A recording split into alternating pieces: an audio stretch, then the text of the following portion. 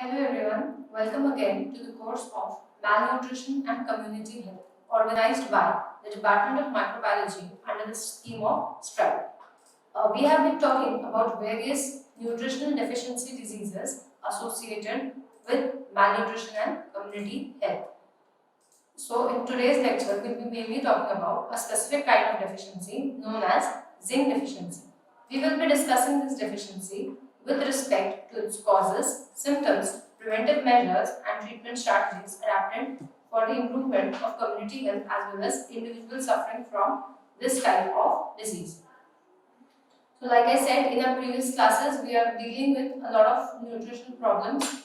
These problems can be due to either excess or overindulgence of a particular type of nutrients which may lead to problems such as obesity, type 2 diabetes, or due to depletion or deficiency of particular mineral, carbohydrate, vitamin in diet.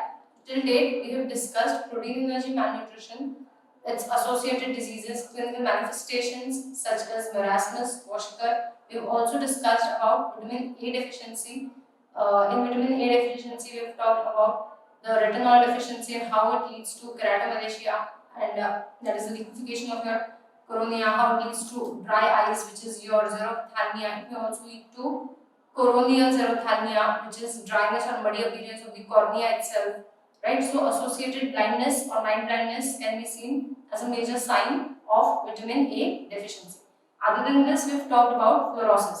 Fluorosis is basically the deposition of your fluoride ion in the soft tissue as well as the hard tissue.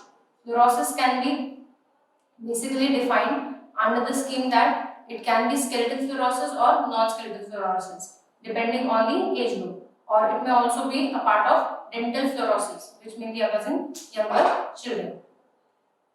So today we will be mainly talking about mineral deficiency, that is zinc deficiency. How is it caused? What are the symptoms, prevention measures and strategies.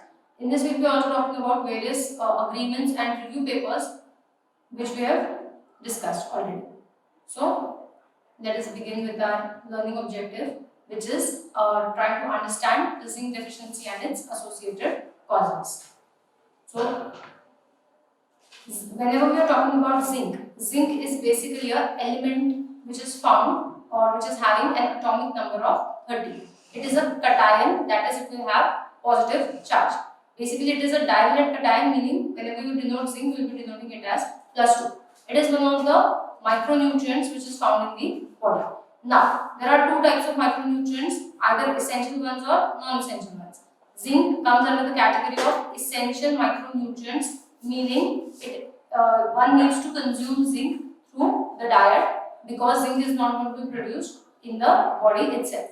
So, the major role of zinc can be seen as a part of cofactor in enzymes.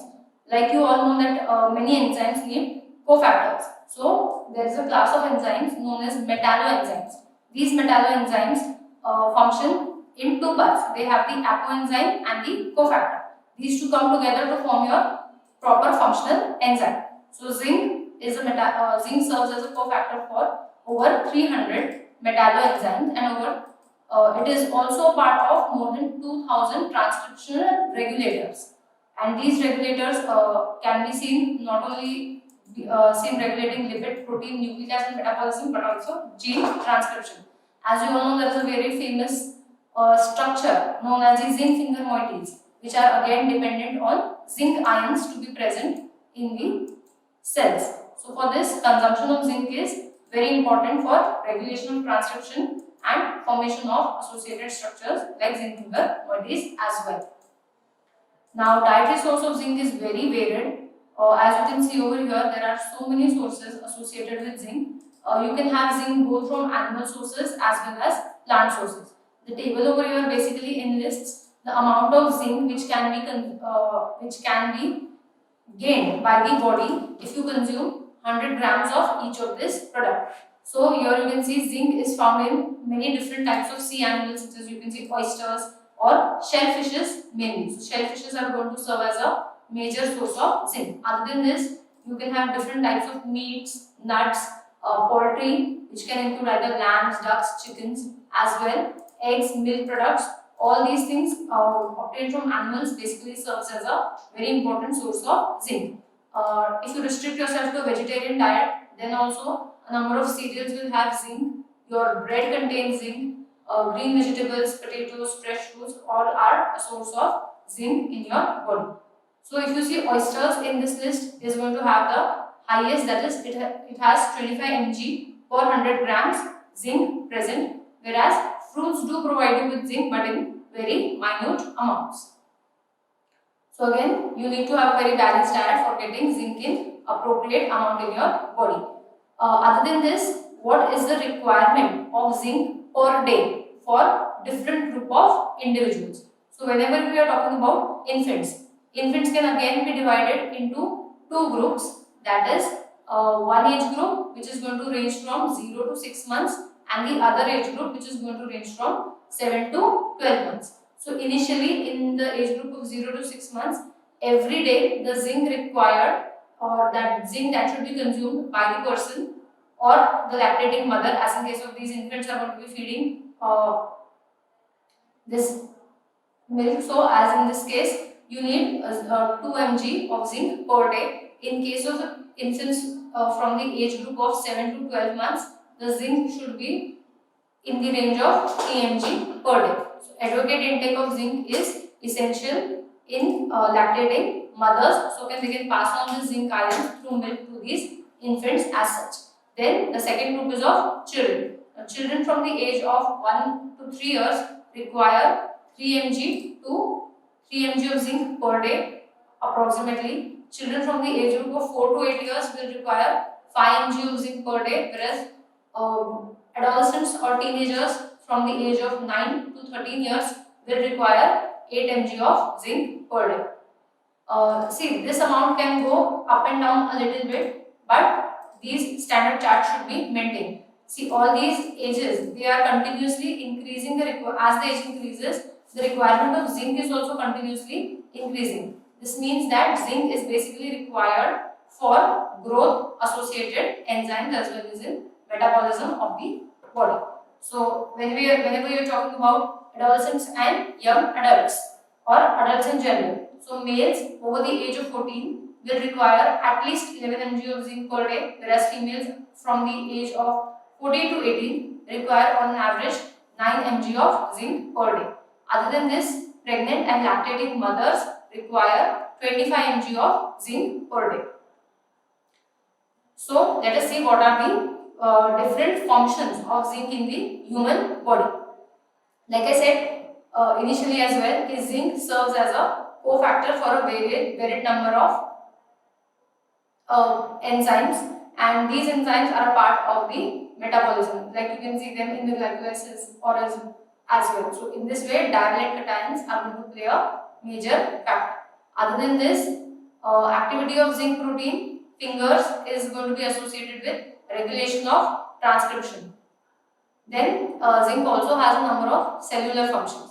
For example, zinc is mainly included or one of the major divalent cations required for normal growth and cell development. So if there is imbalance of zinc in the body, growth will be retarded as well as the cell development or the cell formation will not take place, or the cell will not attain proper maturity as such. Zinc also plays a very important role in maintaining the integrity of the cell membrane. As you know that cell membrane is made up of number of proteins. So this protein integrity is basically maintained by your zinc. Other than this, there is tissue growth and repair and wound healing. So you can see it is involved in number of cellular functions, or you can say a very diversity of cellular functions which are going to be associated with growth, cell development, tissue growth and repair as well as wound healing. Other than this, it is also involved in a number of immunological functions. Now, zinc serves as basically an important cofactor for synthesis or proper functioning of various neutrophils, B cells, T cells and NK cells. So in this manner, if your adaptive immune system has to work, not only your adaptive, as your natural killer cells and neutrophils are also involved.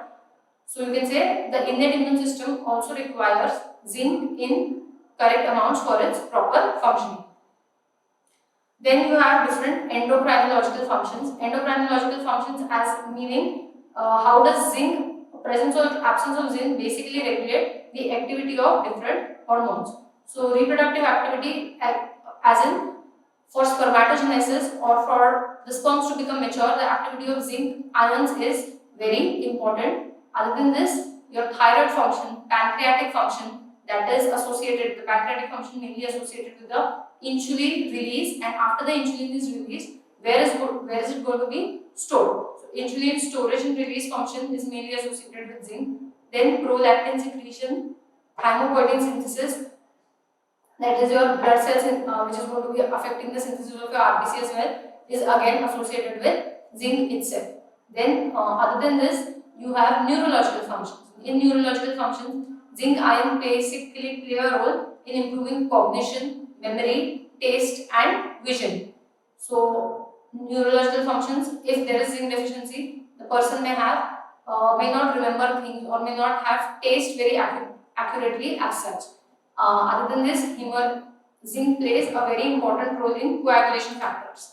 Because these coagulation factors are stabilized and help in blood clotting only when zinc is present. So hematological function of zinc is again very important, and if the zinc is not present, then coagulation factors may not clot blood, which may lead to other different types of nutrient losses as well. Right. Then we will see how is zinc associated with immunity of a person. Mainly, zinc plays an important role in phagocytosis. Phagocytosis is basically engulfment of any foreign entity which is by your immune cells, for example, such as macrophages. So these macrophages will basically consume all the foreign material, but their function will be impaired if there is lack of zinc in the diet. So again, other than this, there is lymphocyte depletion. Lymphocytes are your lymph cells which may reduce, and if lymph is reduced, the amount of serum in the body will be reduced, and if the serum in the body is reduced, then you can say immunoglobulin or antibody production will be reduced. Now this is in association with the T4 T8 ratio. T4 is your basically T helper cells and T cytotoxic cells. So if the ratio of, or if the amount of helper T cells are going to be lost, then what will happen, or the ratio is less, then they will these T cells will basically not help the B cells in production of antibodies, as well as if there is decreased interleukins due to any kind of viral infection, then again zinc is going to be playing a major role in affecting the immunity of a person. The true prevalence of zinc deficiency is not known as such, because the symptoms are not very specific in case of zinc deficiency, and the method of diagnosis is also very imprecise or not very accurate. As you can see, there is no proper resolution for finding the zinc associated deficiency. Usually direct diagnosis is never carried out, indirect diagnosis is carried out, and supplementation of zinc for 1 to 2 weeks basically leads to improvement in symptoms. So it is very common in developing countries, and zinc deficiency is mainly associated with dietary causes itself. So if in the diet itself zinc is quite low, then binding of zinc phthalate to fibers in copper ions will always of course be affected. Other than this, even if you are consuming, your genetic predisposition is such that malabsorption of zinc is taking place, that is zinc is not being properly absorbed by the intestinal walls, it may again lead to deficiency. Other than this, burn, if a person is suffering from severe burns, again zinc deficiency can be caused, and due to chronic renal disease, in which case the kidneys are going to be affected, zinc deficiency is also seen as a symptom. Other than this, there are 4 to 5 other diseases, such as you have acrodermatitis, enteropathica, you have Cohen's disease, you have cystic fibrosis, you have TPN, and liver diseases and alcohol. All have their associated cause in zinc deficiency. Mainly your acrodermatitis is one of the major causes or major clinical infestations, which we will be discussing in our further slides as well. Right. So in this part of our video, we will be mainly talking about the symptoms associated with the zinc deficiency and what are the different clinical manifestations of this particular disorder. Right. So we will be mainly talking about clinical features of zinc deficiency as well as acrodermatitis enteropathica. Right. So mainly if there is a mild zinc deficiency or the zinc deficiency is quite low, that is the onset of zinc deficiency, you will have a depressed immune system. Like I said, the T4 to T8 cell ratio will basically decrease and lead to depression in immune cells of the body. It will also affect the phagocytic function. Other than this, impaired taste, smell, onset of night blindness, basically again associated with zinc deficiency. It is also associated with decreased spermatogenesis. Other than this, moderate zinc deficiency will start to affect the growth of the body. So, growth retardation, delaying puberty in adolescents, again hypogonadism, rough skin, poor appetite, mental lethargy, and delay in wound healing and full-blown night blindness are now moderate symptoms associated with zinc deficiency.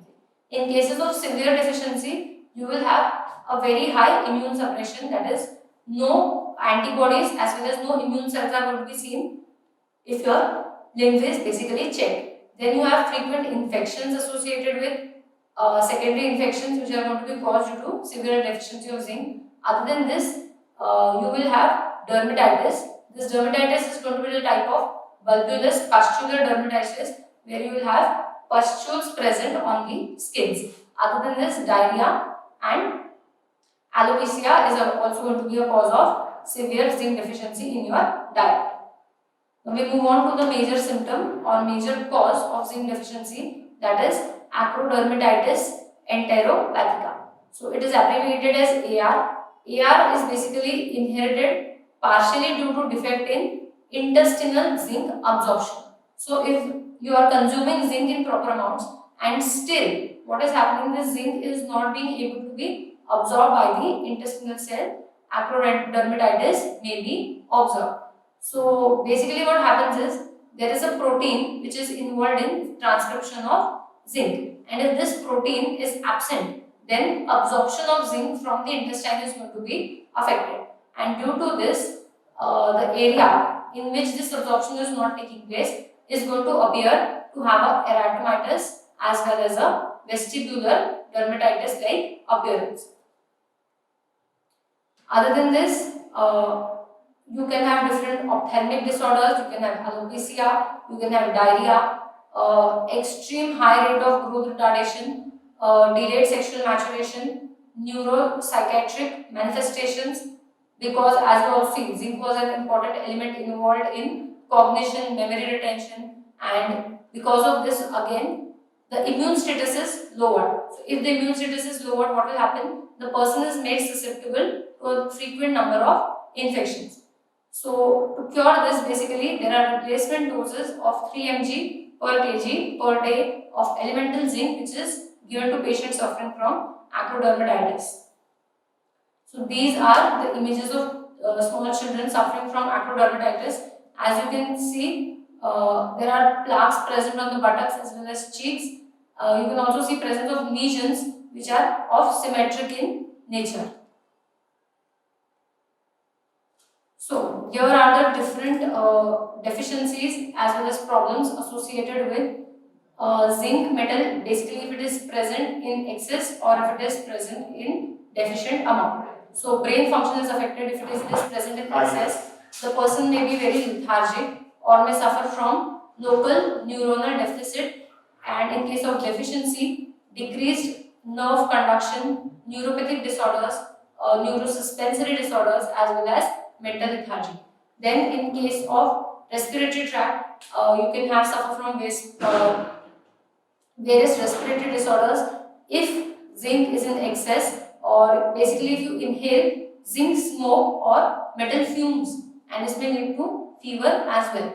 Then zinc deficiency is associated with atrophy or destruction of your thymus tissue, skin lesions, acrodermatitis, decreased wound healing, that is decreased mainly due to lack of immune cells is mainly a cause of zinc deficiency. The reproductive system is also affected, as you all know that it can cause infertility, retarded genital growth and hypogonadism mainly in males. Zinc deficiency is compared to systemic symptoms as well. You can see, like I said, growth retardation, immune dysfunction in infections. Other than this, the gastrointestinal tract, if zinc is consumed in excess, you may have a feeling of nausea, vomiting, severe gastric pains, diarrhea as well. When you talk about your prostates, the risk if zinc is present in excess, there is an elevated rate of prostate cancer. Excess of zinc can be associated with copper deficiency and sequels and altered lymphocyte functions if present in excess again. So this is all about your clinical manifestations of zinc. We move on how to diagnose the presence of amount of zinc in the blood cells. So basically a simple CBC is carried out, that is blood investigation is carried out, and you basically check for presence of zinc in plasma, as well as you can carry this method out using a spectrophotometer. Other than this, erythrocyte, neutrophils, lymphocytes and hair can also be investigated for checking the presence of zinc. So usually the correct amount of zinc which should be present is greater than 60 mcg per deciliter. In cases of people suffering from hypoalbuminemia, that is in the serum, the amount of albumin is going to be low. As you know that serum albumin is a very important or a very major protein which is found in blood serum. So the amount of this is going to be decreased. So this is again an indirect diagnostic method for treating zinc deficiency. Then zinc levels in neutrophils or lymphocytes again can be more sensitive or sensitively checked by using high quality of spectrophotometers. And zinc level in lymphocytes, if you talk about normal levels, should be usually 50 mcg for every 10:10 cells, or if you talk about granulocytes such as basophils, eosinophils to be very specific, then the amount of zinc should be greater than 42 mcg per 10:10 cells. Like I said, decreased serum alkaline phosphatases as well as serum levels are again an indication of zinc deficiency. We move on to the treatment and preventive strategies which have been adapted around the world. So, after watching this part of the video, there should be a basic understanding of how the treatment strategies have been adapted for treating zinc deficiency as such. Right. So, basically, this treatment is very easy. You are given tablets or zinc tablets like your vitamin C tablets. So, infant and children of 0 to are basically given these zinc tablets which are divided in about 1, 2 or 3 doses. So, these tablets are basically formulations of 0.5 to 1 mg per kg of zinc which can be consumed daily. Other than this, if there is impaired absorption or diarrhea or burns, then also the patient is basically supplemented with 1 to 2 mg of zinc per kg tablets as such. Then 3 mg per kg tablets are given to patients who are suffering from acrodermatitis enteropathica or Wilson's disease. According to the World Health Organization or UNICEF, a chart was published in which they said that if a patient is suffering from diarrhea, then they should be supplemented with zinc tablets as well. So if the child is greater than 6 months of age, then a 10 mg dose for 10 to 14 days is usually recommended. And if the child is younger than 6 months, then a 20 mg per day dose is given to this particular child. Zinc is going to be very beneficial in treating acute diarrhea. So how does it do this? Basically on consumption of the zinc, the episodes of diarrhea are reduced by a 25% and if continuously these zinc tablets are given or formulations are given through ORS or any other type of solution for more than 15-20 days or even say more than 7 days, then diarrhea is going to decrease even further by more 25%. Obviously in diarrhea there is going to be loss of stool and loss of body fluid associated with this stool. So if zinc is consumed or zinc is given in proper amount, there is 30% reduction in stool volume. So you can conclude from this that significant beneficial impact on clinical course of acute diarrhea is seen on consumption of zinc. It reduces both severity as well as duration of diarrhea and basically also decreases the amount of fluid lost and the episodes can be reduced in 2 to 3 months.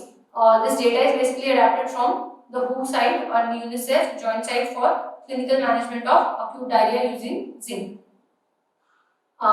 This was about acute diarrhea. In cases of persistent diarrhea also zinc supplements are given to children and you can see that if children who were given zinc tablets showed a 24% lower probability of getting or continuing diarrhea. So in persistent diarrhea what is happening, even if the treatment is being provided, the child is continuously suffering from diarrhea. So after supplementing the child continuously, or the child's diet supplemented with zinc, you can see a 42% lower rate of treatment failures or death in such children. So conclusions can be drawn that zinc supplement basically reduces the duration as well as the severity of persistence of diarrhea in young children.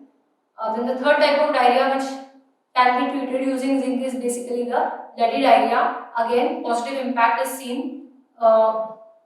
This positive impact of prevalence of dysentery in a month following supplementation, meaning once the supplements have been started, bloody diarrhea का जो incidence rate है और causation का जो activity है that is going to be reduced.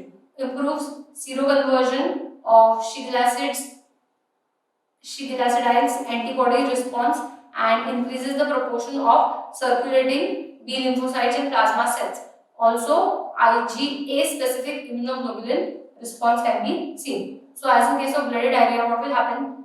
Bloody diarrhea is mainly caused by your bacterial infection by Shigella, by the bacteria of Shigella sexneri, right? So, in this case, what will happen?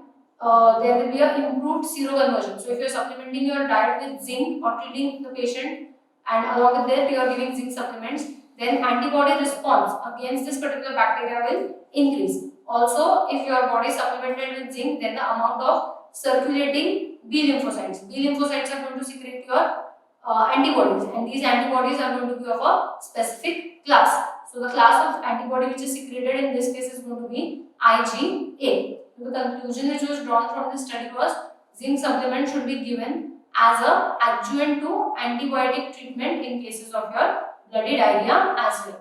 Other than this, you can have various adverse reactions which occur in cases if zinc is not provided to the central nervous system. So dizziness, headache, gastrointestinal cramps, diarrhea, nausea, vomiting, all are going to be associated in this particular cause.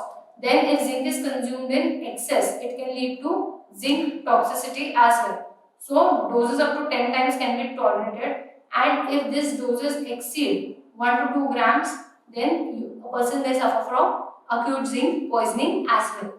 Then the cerebrospinal fluid, if affected, may lead to nausea, vomiting, irritation. Your gut flora is going to be corroded very severely.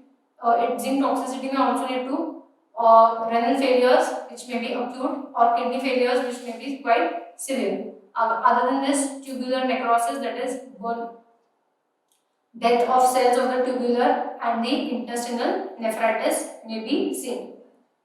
So these are the symptoms associated with the zinc toxicity. To treat this, basically chronic intake should be monitored. That is, only around 100 mg per day may be associated. Or if a person is suffering from copper deficiency, then again what will happen? Zinc in excess may be consumed and may lead to toxicity. So to treat this excess of condition, what is done? A chelating agent is provided in the diet. This chelating agent is basically your EDTA, which will serve as a masking agent for blocking the activity of zinc. Then there was a collaboration known as the Coren's Acute Respiratory Group, Zinc and Common Cold. This was a study which has been carried out on the 18 June 2013. So what are the outcomes or what are the findings associated with this study? So what it says is zinc for 24 hours, if there is zinc deficiency, onset of symptoms. Basically, if basically zinc is consumed by healthy people who are having cold symptoms, symptoms of cold, then what will happen? Duration of common cold symptoms in healthy people is reduced within 24 hours of consumption of zinc. So zincogens are the formulations which are widely studied for this study, and significant reduction in duration of cold was seen after consumption of these zincalogens as such. So these zincalogens dose is basically greater than or maybe equal to 75 mg of zinc per day. So basically this collaboration did not give a firm recommendation because of insufficient data, but when you are using zincalogens which is not in the syrup or tablet form, it is more likely to have benefits of which can be balanced against the side effects. And basically the side effects are mainly bad taste of these zincalogens as well as nausea associated associated with these molecules. Other than this, zinc supplements are also being known for treating thalassemia and sickle cell disease. So the aim basically of this study was to help in treatment of thalassemia as well as sickle cells. And in thalassemia, basically height velocity after consumption of zinc supplements, height velocity increased, but there was no change in HB of the person. So the conclusion in this case was that there is no evidence of zinc treating thalassemia or any benefits as such have been incorporated. But in case of sickle cell anemia, the case was quite opposite, because what happened was a number of clinical infections of people who received zinc for 1 year basically decreased, and number of sickle cell carriers who received supplements for 3 months to 1 year again showed increased HB levels. Anthropometry measures were not significantly different. So you can say there was a mixed evidence which says that sickle cell anemia can be benefited, but more clinical trials, more testing and more preventive strategies needed to be carried out for confirming these results and including them as a treatment measure.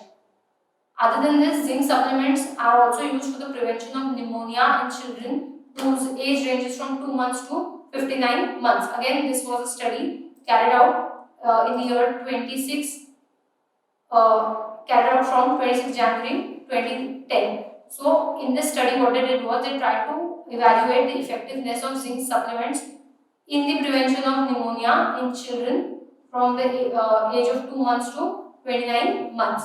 So for this study, around 6 clinical trials had been carried out and more than 7,850 volunteers basically participated in this study of meta-analysis. And this study was mainly conducted in Bangladesh, India, Peru and South Africa as such.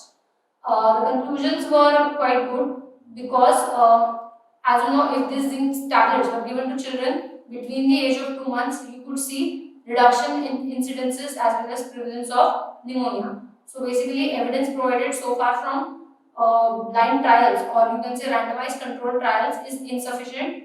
But you can recommend zinc intake in dietary population through supplementation or dietary improvement, fortification for enhancing the child's survival rate if suffering from pneumonia. Other than this, there is again a Korean library which talks about oral zinc for treating diarrhea in children. This study was again published in the year 2003. So the aim of this study was basically to evaluate oral zinc supplementations for treating children with acute or persistent diarrhea. So for finding out this particular case, 24 different trials or clinical trials had been carried out in which 9,128 children participated, and after these children were basically given oral supplements of zinc in their diet. And after this, the results were monitored, and the results basically showed a shortened duration of diarrhea by around 10 hours. And if these zinc is given or supplemented continuously, regularly for 6 months, infant or the child may have no effect or no diarrhea as such. But the good point over here is that all the 24 trials basically gave positive results and did not report any serious adverse event. But there was a problem of vomiting in both the age groups. For treating persistent diarrhea, zinc again supplement was used, and the study showed that this particular treatment shortened the duration of diarrhea by 16 hours. The conclusion which was drawn is that in the area with zinc deficiency or those areas which are prevalent for a moderate amount of malnutrition is high, then zinc may have benefits in children. So the diet should be supplemented with at least 6 mcg of zinc per day. And current evidences basically do not support the use of zinc supplementation in children whose age is basically less than 6 months. These are some commonly used brands which are associated or used as supplements for zinc, and these are the references. So in today's lecture, we'll try to quickly summarize it. We talked about zinc deficiency. Zinc is one of the essential micronutrients which is going to be involved not only in various biochemical functions but also cellular functions such as growth, attaining sexual maturity, as well as various hormonal functions are associated, endocrinological functions are associated for development of proper hormones, cells, it is having a number of immunological functions. That is, if zinc is going to be absent, then the immune status of the person may be quite depressed. Zinc mainly has a source in the diet. So you have shellfishes, fishes, meat, oysters, as well as different nuts, vegetables, fruits, which can be a source of your zinc. If there is deficiency in consumption of this dietary zinc, then it may lead to a number of diseases. The major symptom or clinical infestation associated with zinc deficiency is your acrodermatitis, which is basically presence of rashes or lesions, bloody lesions on the skin. For prevention, basically tablets have zinc supplements, either oral formulations or zinc glycogens are basically given to children as well as infants or people who are basically suffering from zinc deficiencies as such. So these are certain questions which you need to solve and upload on your Google Classroom, or you can even email it to me on the following email ID. So the first question is explain the symptoms associated with zinc deficiency, and the second question is describe the treatment strategies adapted for zinc deficiencies. In our next lecture, we will be talking about the last disease in unit number 2, that is the iron deficiency anemia. Iron deficiency anemia is basically again weakness associated with deficiency of iron in the body. It mainly leads to causes. We'll be mainly talking about iron deficiency anemia with respect to its causes, symptoms, prevention, and treatment strategies as such. So this is all about it for today. Thank you so much. Have a good day.